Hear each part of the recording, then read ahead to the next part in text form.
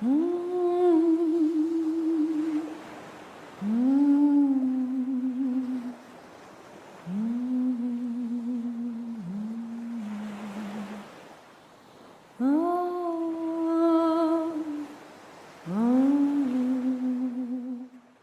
is Gnosis of the Body, where we explore embodied wisdom in healing the mind-body split through personal stories, using Jungian Depth Psychology, mythology, and following collective trends, and following wisdom stories of the body.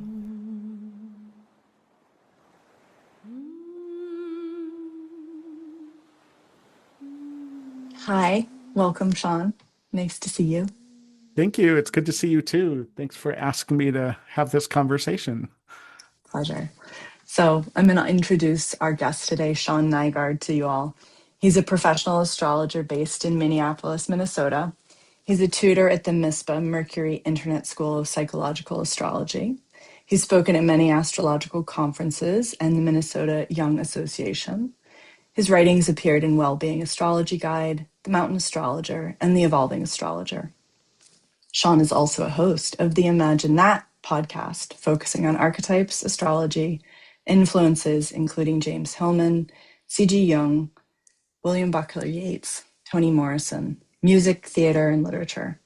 So the reason I asked Shawn on today is he had given a talk a few months ago on this lovely book, hopefully it wasn't too bad, Hillmans, Revisioning Psychology.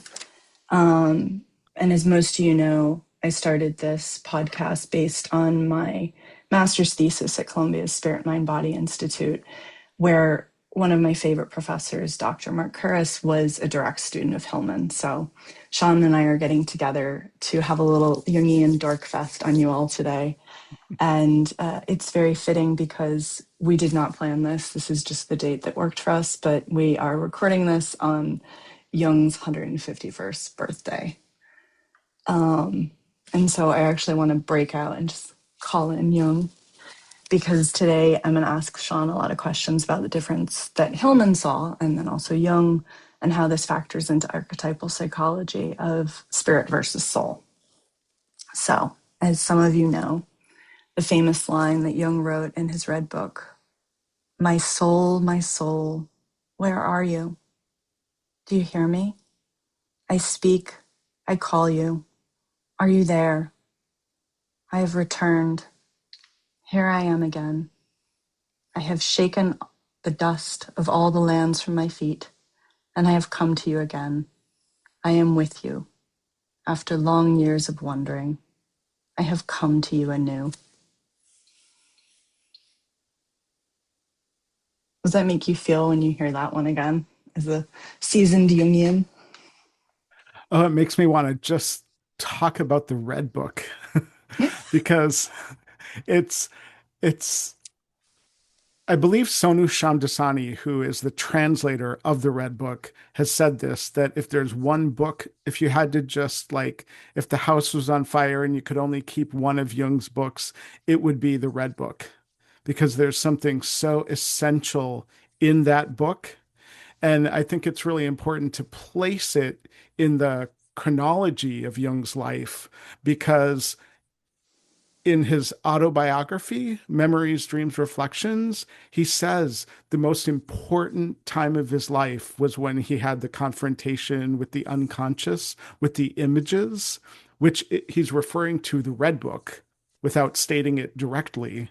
And that was in around 1913 and 1914. And he'd already written a lot, but everything after that, from the collected works, volume 6 onward, has an influence from the Red Book. And Jung's process was to take his experiences with the Red Book and in the collected works translate it into the spirit of his times, because he kind of had this need to be accepted. And the spirit of the times was science. This is Yeah. post the Enlightenment, post the Age of Reason. Everything is starting to take on this other mindset influenced by light and the sun and science and reason. And Jung wanted to appeal to that. And the Red Book is resistant to all of that. And the Yeah. soul has a very different character than all of that. That's one, it's like take that, all of that Age of Enlightenment stuff, and it can be like one archetype in the soul. And there are so many that we got locked into this one, which is in that passage, Jung ends up, his experiences of the Red Book were because he had lost track of his soul. He says he had Yeah. turned it into a dried up kind of scientific thing. And it took him, I think, when he started to write, he started to experience the Red Book. And it's like the Red Book is an experience. So, like, when I was reading it, I tried at different times, but it was really when the world went into lockdown with the pandemic. And no excuse to leave the house. In fact, it's better to not leave the apartment. And I really took that time to read the Red Book straight through. And it was amazing to not have the usual interruptions of daily life and be able to go deeply into that experience with him and maintain it over the course of reading it rather than reading this section here, going and living and doing all of this other stuff, and then going back into it and trying to get into it again in the next chapter. It was almost seamless for me, which is Hmm. really amazing. But it was also because I was already well versed in Hillman, it helped me realize that Hillman had more in common with Jung, and Jung had more in common with Hillman through the Red Book than through all of the collected works of analytical psychology, because the Red Book is essentially a work of archetypal psychology, which speaks to the experiences, speaks to the images and the imagination, which is what Jung engaged with during his time with the Red Book.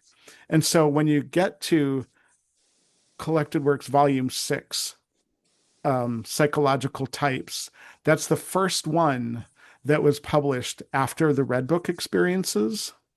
And because science and the imagination are, especially at that time, were starkly different.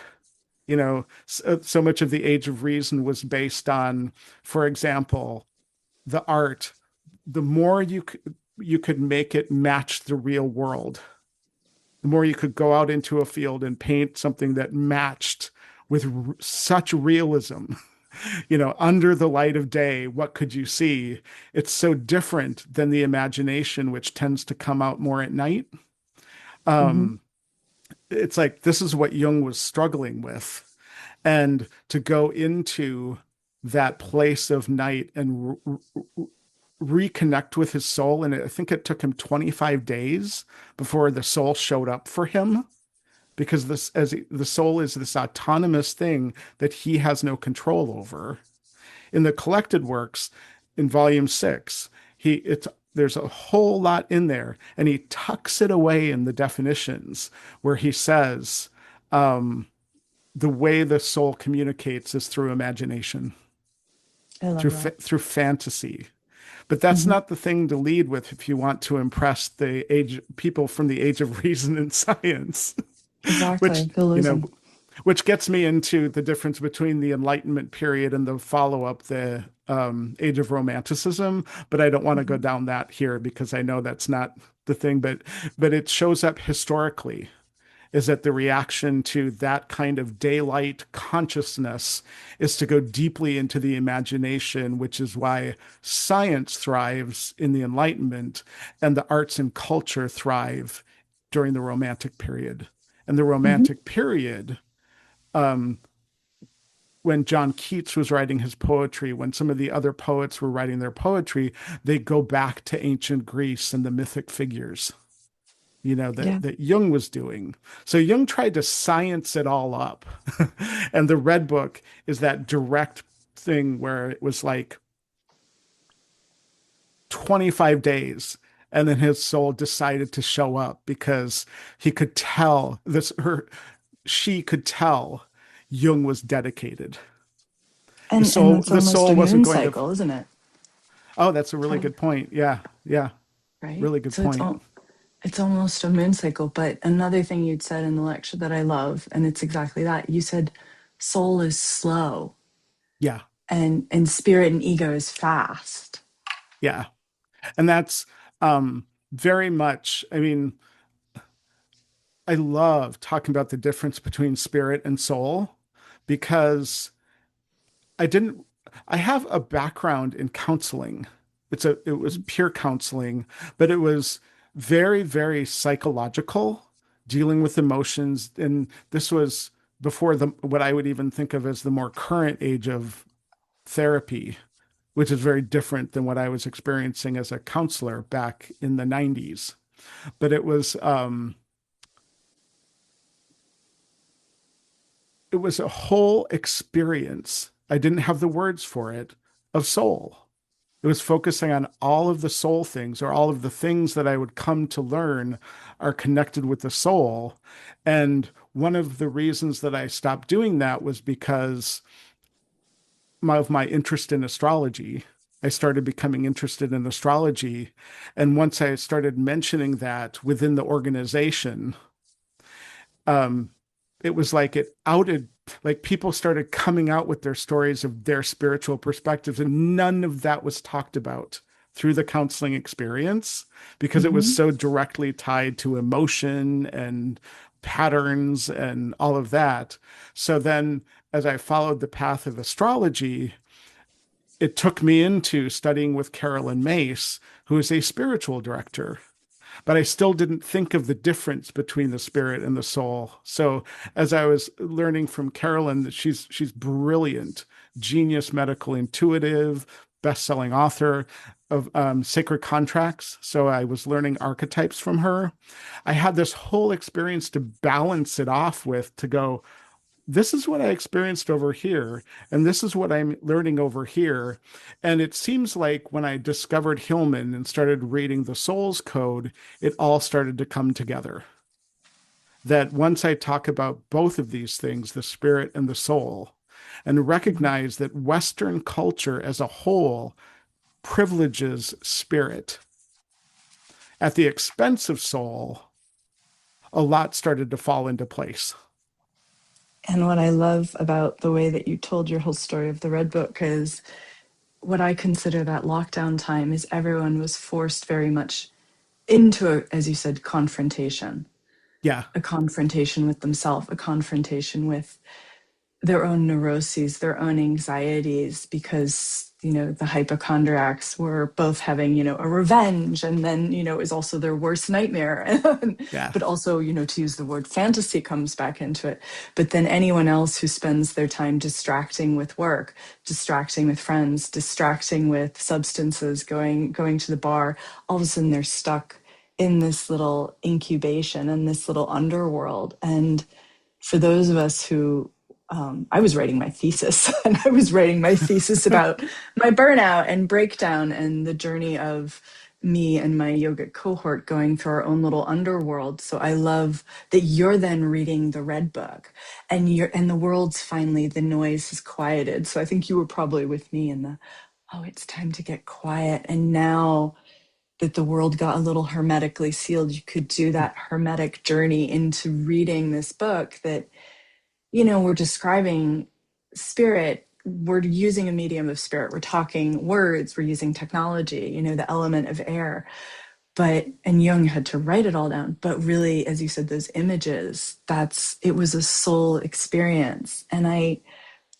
What I like about that quote, the reason I chose it is we're so much in this world of spirit. We're so much in this world of science, of intellect, and then also of, as you said, counseling and psychology. And we kind of, just like he wrote it there, my soul, like, where are you? Like, it's a dirty little thing to talk about our spirituality. And it was for me to write my master's, it was kind of like a dirty little secret of writing about my burnout, my spiritual awakening, my oh my God and all the unified consciousness is real, which was fine off in the yoga space, but I just like I attached very much to Jung and his neurotic insecurity around presenting his spiritual awakening. And I loved him because my insecurity came, it matched his. I wanted Hmm. to have a psychological explanation for what had happened. Yeah. And I wonder if, before we get a little bit more into showing your beautiful slides of spirit and soul, how you could explain that as you saw it as a counselor, also as you experienced that yourself, this little dirty secret of how we can talk about spirituality, and astrology falls into that, in a culture where, and for better or worse, we have privileged science, and that's a good thing. We have things that have saved people from illnesses that we needed in an age that was everyone was going to die before the age of 4, and women like me don't get burned at the stake in too many countries anymore.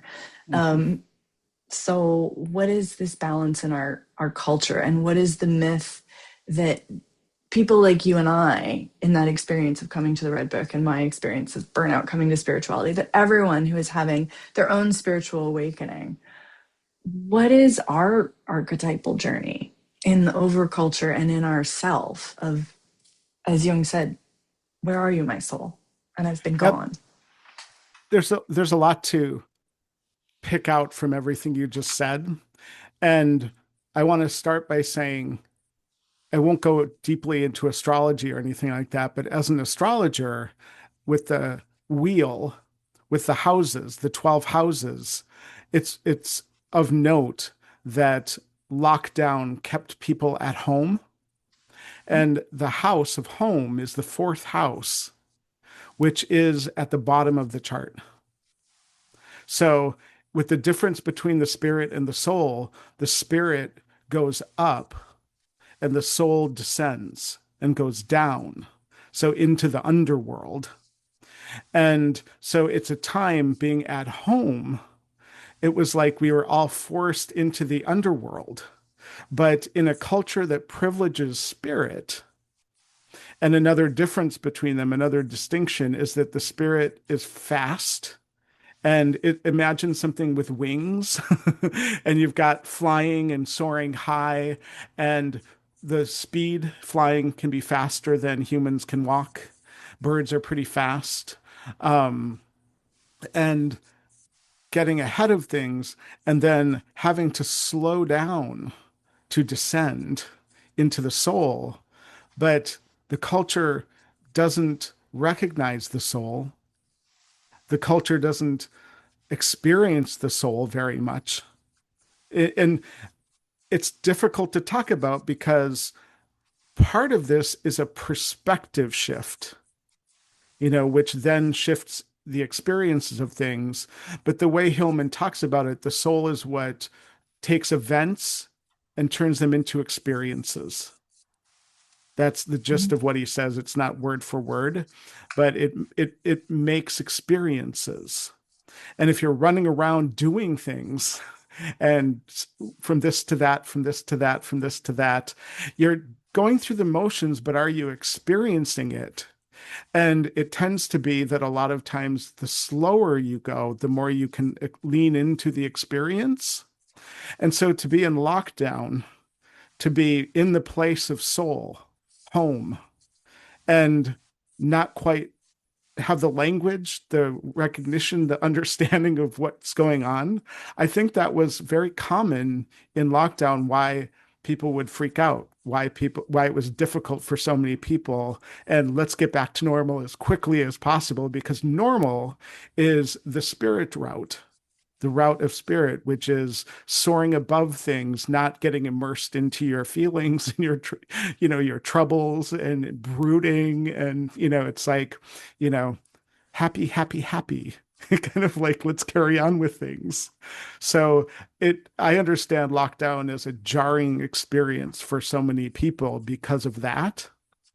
And one of the things I really like about Jung taking it took 25 days. And he learned the difference between what he had been doing previously as a psychologist was pushing the soul away. And it took 25 days where he essentially learned how to be hospitable to the soul so Mhm. that the soul, which he talks about as an autonomous thing. And the way that I think about that is when you go to bed at night and you're unconscious, generally speaking, we don't choose the dreams we have, they show up. And most of the time, we're like, what was that about? Because we get the strangest images in this language that the soul is speaking.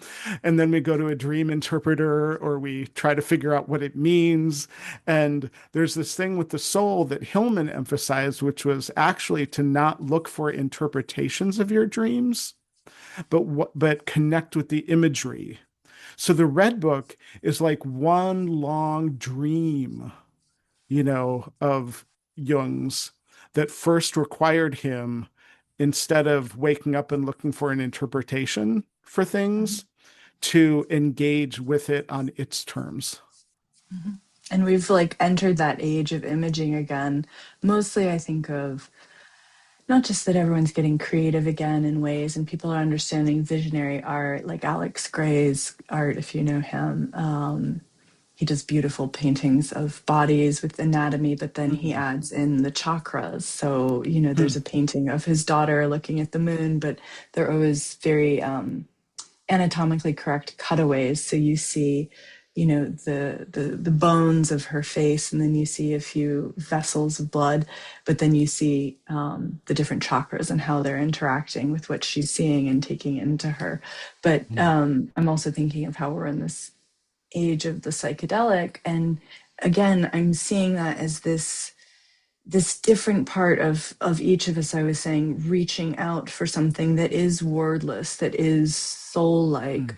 um, and obviously that was what I came to in my whole thesis, and then came to the title of this podcast is Gnosis of the Body. And that's very much this space of there's got to be something else. There's something else to me. And for the person who's stuck behind the desk, as I was for many years, and burning out and being pushed by the spirit, by the hero culture, keep going, upward, onward. Okay, we need to get better sales, we need to get better results, we need to get this done, here's some more work. People are being laid off, and we're being turned, as many said, since the romantic period, right? These machines will turn us into machines. Hmm. And here we work in front of a machine. You and I are each sitting in front of our own little machine, but we've allowed the machine to shape us. And here is everyone reaching again for that. So, where did we go off? Where did spirit and soul go off? Like in history, and then even Hillman talks about, exactly as you said, pathologizing. Okay, great. Jung was off in the spirit when he was like, I'm here, I'm the psychiatrist, you are ill with schizophrenia. Yeah. But Yeah. really, the reason we love Jung is because he had his own experience, which we could pathologize. The Freudians say he had a breakdown. The Jungians say he had a creative breakthrough. Yep. Exactly. And um, where did we go wrong? It's very tricky to talk about because in my work and in my own imagination, what I like to do is take the spirit and the soul and understand the differences that Hillman is talking about. Now, in revisioning psychology, there's a small section called an excursion on the differences between the spirit and the soul. He has an essay because like Jung had the collected works, Hillman has what's called the uniform editions, which are different collections of his essays. The guy wrote so much. It's absolutely incredible. Jung and Hillman, it's just like writing, writing, writing, and it's such good quality. How did he do that? It's baffling to me. But in the uniform edition that's called Senex and Puer, he has an essay called Peaks and Veils, which goes into much more depth of the differences between spirit and soul. And then you can in various places other teachers talk about it. Thomas More talks about it as a significant piece of archetypal psychology. Martin Shaw talks about it in some of his work. Martin Shaw as a teacher is in particular very connected to soul because his language is so imagistic. Mhm. You know, it's just so full of metaphor and imagery. And that's when you have images, when you have imagination, you're going to have soul. When you have Mhm. generalizations and concepts and diagnoses, it's no pictures, no imagery. You're getting further and further away from the soul. So Mhm. what I do is I like to, in my own imagination, keep them very, very separate, you know, like far left and far right, far spirit and far soul, to immerse in the distinctions of each, because Mhm. every day is the two of them like this, and it's the struggle in our culture of and you know, I have a background that goes decades back of immersing myself in different teachers and the way they talk. And I particularly remember Dr. Mona Lisa Schultz, who was a friend of mine. She was another medical intuitive, the late Dr. Mona Lisa, brilliant, genius level medical intuitive. And she would talk in images so much of the time. But in a conversation I remember her having, she said, in the battle between the spirit and the soul will always win. And I agree with that. And we've made the spirit heroic. And that's, Mhm. you know, so we want to win. And maybe we don't recognize that talking about the hero and the imagery of the hero brings soul into it because you're working with images in movies, for example. But we're Mhm. watching the spirit at work, trying to battle everything and win over it. And that's a huge thing in Jung to note that everything he wrote before the Red Book was his idea of individuation, that he leading him towards the hero as the model for individuation, Mhm. a lot like Joseph Campbell. Yeah.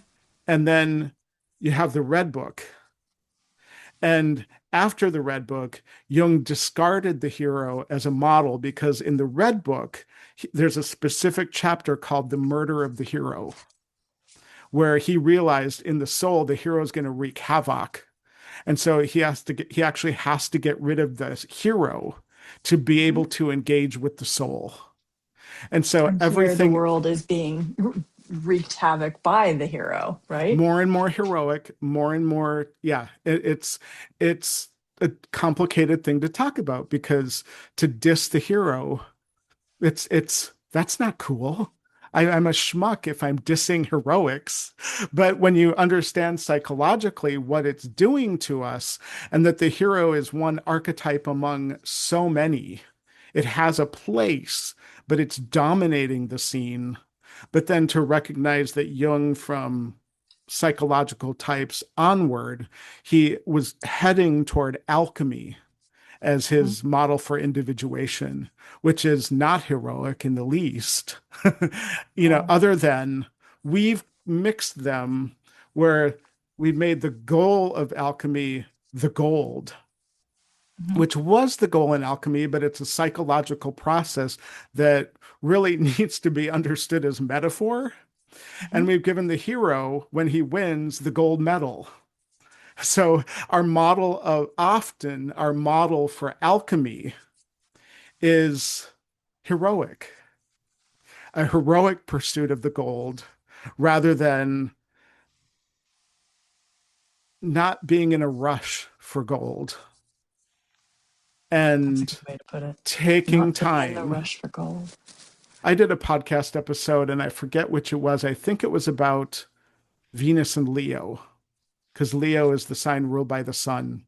But I went through Hillman's book, The Thought of the Heart and the Soul of the World. There's the thought of the heart, which focuses on the sun and the heart, because that's the imagery that's in astrology, it's in the ancient world. And then he has an essay called Silver and the White Earth, which looks at the moon. And the moon is more intimately connected with the soul by default than the sun is. And the nature of the soul of the moon as a nighttime planet, comes out. You can see it in the night, and you have all of the stars that come out at night. Then the sun comes out, and suddenly, where are the other stars? I can't really see any other stars. Just hello, it's me, the sun showing up as the hero of the day, climbing up, up, up, up, up to the top, you know. Hmm. But the idea is in alchemy, the moon, the process of the moon, it's not a linear process. But to look at it from a linear perspective, silver comes before gold. We think of it as second place. Oh, won the Right. silver medal, not the gold. And so we think the gold is really first place. But the second place, and we look at scientifically the moon reflecting the light of the sun. Hmm. But what the soul really ends up being is when you really immerse in that lunar quality of soul, your solar life becomes a reflection of a life with soul. Hmm. Do you see what I mean? It's not Yeah, that and lunar is the moon is here to reflect the sun's light. That's a right. way to actually talk about it scientifically, but to go metaphor, and look at the alchemical process and what myth is telling us. For example, Artemis is the goddess of the moon, and Hmm. Apollo is the god of the sun, and they're twins. But Artemis is born first and helps midwife Apollo. Hmm. So that's where in a culture that puts spirit first, that puts light first, that puts consciousness as the goal, to lean into the moon, to lean into soul first is so important for what that produces in terms of the sun, in terms of your solar self, in terms of that thing we call self. To be Hmm. all inclusive must include the moon, reflection, Exactly. downtime. What's going on? Body time. Yeah, exactly. Exactly. And Thomas More is particularly good about talking about the body. Um, I've actually got a quote of his, if you don't mind if I read it. Please. Because Thomas More was like best friends with Hillman. He might not say best friends, but it's like they were so connected as friends. So very good friends at the least. And Thomas More's book, Care of the Soul, is a really stunning, dense book that takes Hillman's ideas and speaks through Thomas More and what it means to care for the soul. And it's beautifully done with bringing myth and imagery into everything. And what he says is the human body is an immense source of imagination, a field on which imagination plays wantonly. And when he Mm. says imagination, he's talking about soul. The body is the soul presented in its richest and most expressive form. In the body, we see the soul articulated in gesture, dress, movement, shape, physiognomy, temperature, skin eruptions, tics, diseases, in countless expressive forms. Mm. I love that. I love that. It's very speaking to that gnosis that comes through the body, which can be both beautiful and it can be symptomatic because just as he's saying there, the ticks, not it's not always the good stuff. Because what attracted me to this whole theme of gnosis of the body was both that Jungian addressing of the physical symptom and Mm-hmm. how that can be a physical symptom. Let's say my professor's favorite example was the skin rash, which is your soul drawing attention to the fact that there's something that's angry and full of life and really wants to come to the surface to be seen. And there is, as I believe it was Jung who said it, a symbol within the symptom. Hmm. And that if you're not listening to the soul, it's going to push itself into your consciousness with, a not so pleasant symptom. But I also love the body side that, I've been privileged to see as a yoga teacher, which is at the end of working up the sympathetic and parasympathetic nervous system down in Shavasana at the end of a class. Many really burned out, really tired people, I think the soul's coming to the level and there'll just be tears. And it's never really a conscious sadness of something. Um, but it was something that you said also in the lecture, that when you're in contact with soul, there is this almost reveling in sadness and grief. Hmm. And I think when we come back into the body, it's almost like that, oh God, it's here again, my soul, where has it been? That's a great way to enter talking a little more specifically about revisioning psychology. Because, for example, in my life, I don't remember a time when my body wasn't presenting symptoms of some kind. Like, I don't Interesting. have a what I guess culture would call healthy. Mm, Because I have chronic stuff that's gone on for decades, and mm, the culture has a model of healthy that mhm, then we want to strive towards. And one of the other pieces of the distinction between the spirit and the soul is that the spirit strives for perfection, mhm, and the soul is okay with things as they are. And when you get into revisioning psychology, I think, in my experience, talking with people, in reading it myself, it's actually one thing to read it and understand it.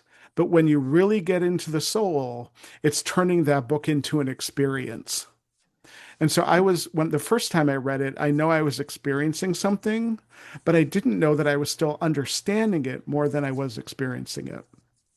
So when I interesting. read it for maybe the fifth time preparing for a webinar, things started seeping in even deeper because it takes time for the soul to deepen into things. That's part of the slowness.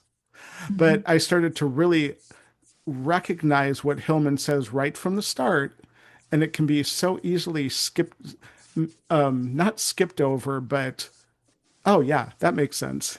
Is that what he's presenting in that book is a complete shift in perspective.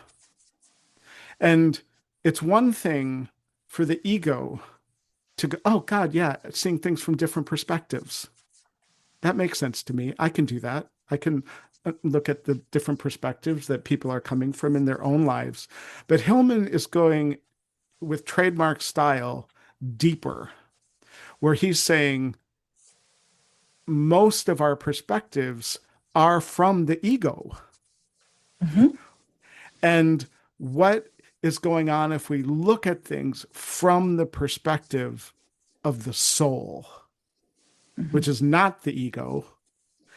What is the soul bringing? And that's part of why he's so radical and also so challenging to read and really get, because it's like, what does that mean? It's such a different perspective than the West, mhm. especially Yeah. since the Enlightenment period, the scientific revolution 500 years ago onward. We really, so let me back up for a second. If we go back to zero, Christianity, Christianity privileges the spirit. Zero for consciousness as we The, understand it in the, the the, Western world. the goal is to go up to heaven. What Yeah. you want to avoid is descending into hell. So we've got this 2,000-year-old model that says up, yes, down, poof.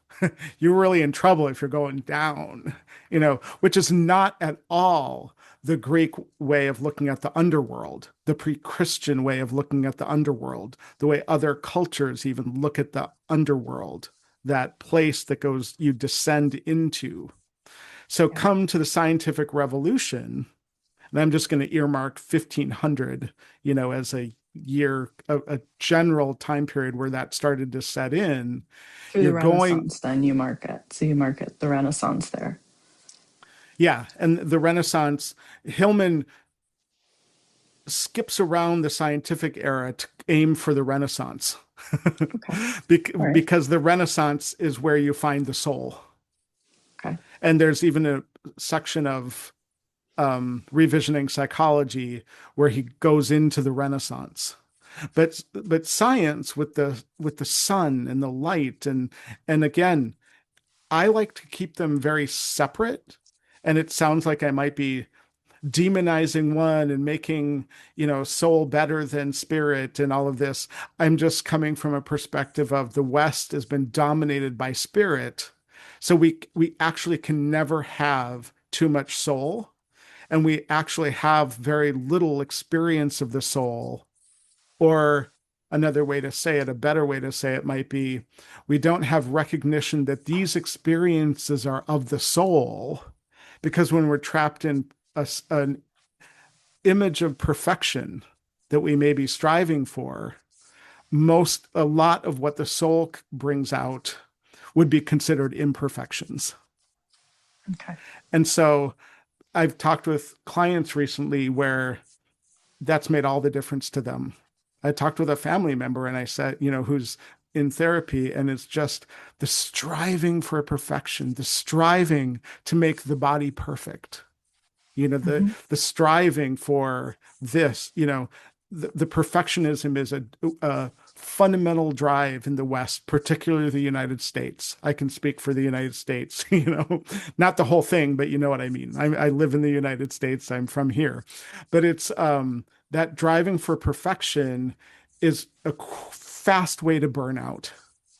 Yeah. And it's a fast way that when the soul does creep in of its own accord, which it will, and Jung was very aware of this, the soul just, you've got your act together, you've got everything. This is going to go so well, it's going to be perfect. And then Hmm. you trip walking up the stage. Something goes wrong. Your brain farts. It's just something goes wrong, and this is what led Jung to talking about complexes. Yeah. And it's You that know, breakdown point. Sorry, I just want to go with like, yeah, it's that breakdown point. It's like where everything falls apart. Like it fell apart for Jung, but also I think we are in this moment in the world right now where um, things are kind of breaking down. If we say burnout for a human, which is part of my story that I'm sharing frequently here, mm-hmm, which is too much of the solar, it was too much of the striving. And I had to go into what, for me, as you described lunar, as you described feminine, that's where I call the body. And that's where I got confronted with the soul because I had to physically slow down. yes, And when I got into a body practice, that really brought me back from the thinking mind into sensation. And because I had been striving, striving, striving, and ignoring the body, my ego had been pulling this. And I think in the world, we're striving, striving, and then the earth body is saying, I'm on fire. I'm inflamed. yeah, And that was me too. I had an inflamed body. And I think, as we know, stress inflames people, not mm-hmm, sleeping inflames people physically.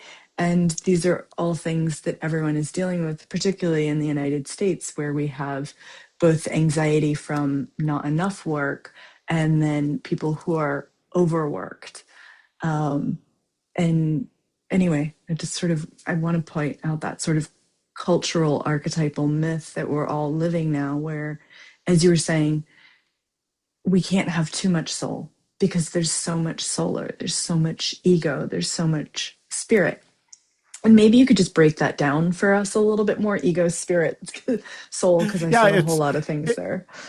yeah, no, that's very good. And it's not that I want to equate the ego with the spirit, Hmm. but there is a connection when you work with the imagery.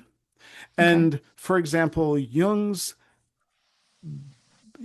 by definition talks about the ego as consciousness. Okay. That's because he's using a model of, because in the background, the piece that he was keeping quiet is he's an astrologer. Hmm. So he's learning from myth the path of the sun, and he's watching the stars, he's watching the sky, he's being an astrologer looking at charts. And the sun in the chart is going from the bottom, rising up to the noon part of the day, just like it does in our lives, high noon. And then the sun descends and sets and goes back down into the underworld. And so he defines ego as consciousness, which is akin to the sun because it's the light. It's what you know, it's what you can see. It's not hidden. There's no mystery there. It's all right out in front. And soul brings in the dark, brings in the murkier parts, brings in everything mysterious. And so it's not a hard science, but to equate sun with ego and then Hmm. see where the spirit is, because the sun is wanting to excel, and that heroic path of the sun up to the top to achieve the height, to achieve, I've made it. Then to sustain that is kind of the ideal Western mode of perfection. Hmm. I need to get to the top and sustain it. And so there's poets who talk about this, but it's that it's as if our culture is in high noon all the time, Hmm. and the destroying of the rainforest is to get rid of the shadows. You know, Mm. I walk into a Target store and light everywhere, the fluorescent lights everywhere because they don't want shadows anywhere because the thief can slip into the shadows to shoplift. you know it's Interesting. it's so light everywhere is really our goal Yeah. 24/7. It's like to push away the night, to push away that consciousness. Take that dream you had during the night, run it through a dream dictionary, run it through interpretations, run it through what Jung might have said, and then you understand it, you know what's going on. And Yeah. it's like we move further and further away from the mystery, which lends itself to the soul. And so Einstein is a pivotal figure with this because he's the one who said, imagination is more important than knowledge. Hmm. So one of our leading scientific minds says this. And what I love about it is because knowledge has the word know in it, Hmm. because you know, and imagination has mystery. And And it so has that. Yeah. Sorry. Einstein is essentially saying, and this is Shawn's interpretation of what he's saying from everything we're talking about, is soul is more important than spirit. Hmm. And in the spirit of Hillman, I love talking about the soul. It's Hmm. bringing soul back into things because in my own personal life, for example, I'm not really concerned about the spirit. I have plenty of it, and it it doesn't need disciplining. It doesn't need this. It's like the more soul I can lean into, the better off things go. And to go Hmm. back to that idea of Hillman shifting from that ego perspective of knowing everything, of seeing it clearly, understanding it, and to move into the perspective of the soul, symptoms are not necessarily a sign that something has gone wrong. What I like about the feminine consciousness, or what I call the body consciousness, is back to what you were saying about the Greeks and when we had an appreciation of the role of Hades. psychology of the underworld. And you used a really key word there when you were talking about how we are with target and lights and shadow and the great capitalistic enterprise, the white big box that's all lit up, and we don't want the mystery of the shadows. And that was such a Greek thing, the mysteries of Eleusis, which I feel with our era of Yeah. psychedelics, everyone is trying to get back into. And so then you're bringing in where we left off, 1500s, so the Renaissance, the world rebirth. And this is very much where we're leaving behind the part of Hades. We're leaving behind the era of, we're going to take a psychedelic and go through this mysterious discovery of your soul's incarnation here in a body and the fact that you're going to die. So, what does all this mean if you're going to die? Whereas the ego consciousness, as you're saying, there's a problem with the rash and with the bum knee and the backache and the belly ache, and the headache. One, because we can't work, and who are we if we can't work? Or we can't, be the movie star or the influencer on Instagram with a perfect face. Then who are we if we have, you know, Kim Kardashian is one of our most famous faces. She has psoriasis, you Mhm. know. Um, what is her soul trying to tell her? And who are we? But that there's nothing, as you said, wrong with the symptom. And so back in the Renaissance, this is where this balance comes out, you're saying? Well, yeah, I mean, when at that time of the Renaissance, it's kind of like I never thought of it this way before, but it's like Hillman goes down that route because that's going to be where the soul goes. And this is Okay. the period after the plague. So after mass death all over the place. And it's interesting because you brought up the value of Hades in the underworld, and that's really where the gold is. We're trying to go up to the top to get the gold, when really the deeper you go, that's where you're going to find the true gold. And that's Hmm. where Jung says the wealth of the soul exists in images. Mm. And friends and I joke about that because I'm like, yeah, that's going to do me a lot of good when I go to the ATM. It's like, you know, that's not going to pay my rent. That's not going to be, that's not that helpful. The wealth of the soul exists in images. What? But it's that deeper understanding of what riches mean and what richness is. And if things are thinning out, if things are getting shallow, that means it's losing its richness you know and so that descent is part of going into the underworld, and another part of the underworld that's so important because our buddy Mercury, Hermes, and Jung was Only God who big. can go between the two worlds. He can go to the underworld and Even come the out. three worlds, because he can go to the underworld, to Earth, and to Olympus, and go everywhere. That's right. There's a reason for that, and Mercury is the god of ambiguity, of all of the gray areas between Father things. of hermaphrodite. So yeah, and the mixture of things, where when I talk about taking spirit and soul and separating them so that I can really understand the differences Mhm. and see them at work and feel them at work, it's not to keep them that separated.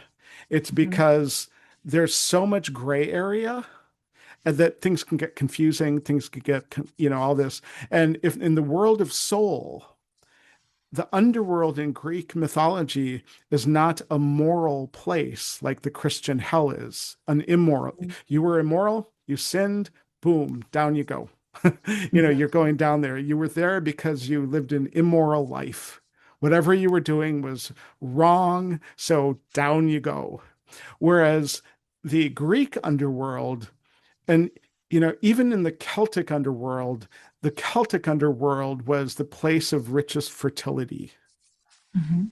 That's the place you want to go as an artist. That's the place you want to go to mine from there. And it's not a place of morality. So when Hermes is the messenger and the psychopomp and the only one who can go into the underworld, he's able to see the message without dividing it into right and wrong, good and bad, left and right, and perfect, imperfect. So if we look at that as a deeper root of symptoms, and then Mhm. symptoms as messages coming to us, we immediately think this is wrong. I need to fix this. I need to go to therapy. I need to go see a doctor. And it's great. I depend on science every day. Again, I'm not going to divide it into good and bad and separate them and all of that. There's so much more gray area than any of us know. Mhm. um, at the same time, we do privilege the spirit, and that biases everything, which is our whole medical system. It's so much is developed from that particular bias. And so to return to the soul can, is such a, in the people that I've talked about this with who embrace it, it's what they would call a sea change. That word is used Mhm. so much these days.